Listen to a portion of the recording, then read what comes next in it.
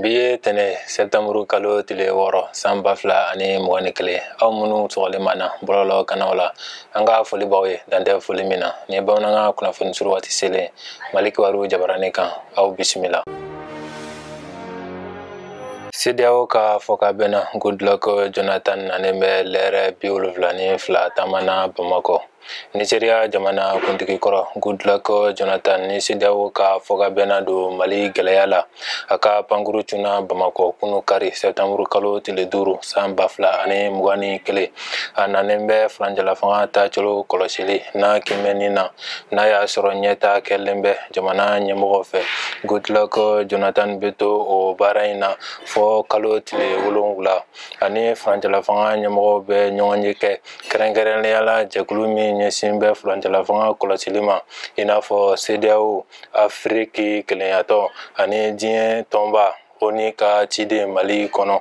Politiki tɔn ani jɛkulu minnu tɛ politiki tɔn ye a n'olu ɲɛmɔgɔw fana bɛna ɲɔgɔn ye kɛ.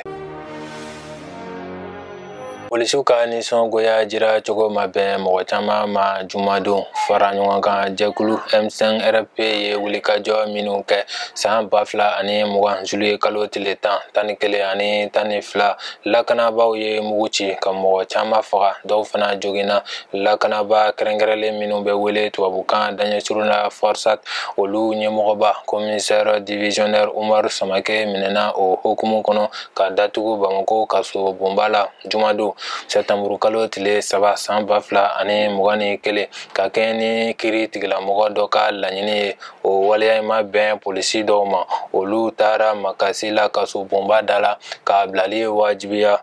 Polisiw y'o waleya min kɛ kiiri tigilamɔgɔ ka lafasali tɔn 2 n'o ye Sam ni Silima ye olu y'o kɔn ko sariya tɛ u ka nin wulikajɔ in kɛ ka kiiri tigilamɔgɔ bali u ka baara la. Adamadenw ka hakɛw lakana jɛkulu n'o ye AMDH ye o fana ye polisiw ka nin dansaka wale in kɔn k'a bɛ dankari démocratie la. O siratigɛ la o b'a ɲini farancɛla fanga ɲɛmɔgɔw fɛ u k'u jɔ u jɔyɔrɔ la sariya latilenni na.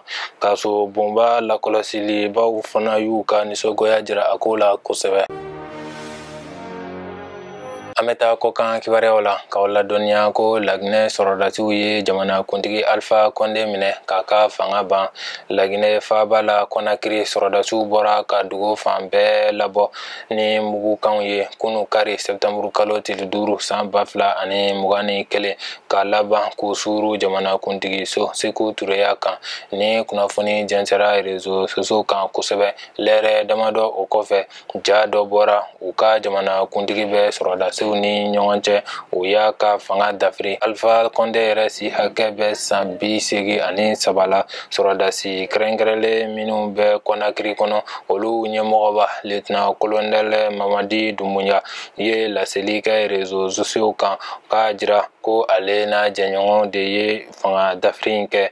U ye Alpha Condé minɛ ka gouvernement ni fangabulon tɔw ci ka jamana danjaw datugu dɔgɔkun kelen kuntagala kɔnɔ. Ne bɛ an ka bi kunnafoniw kuncɛ an bɛ a fɔ Ala ka bɛn ni lafiya sabati Mali kɔnɔ aw k'an bɛn wagati wɛrɛ la ni kɛnɛ wɛrɛ kan.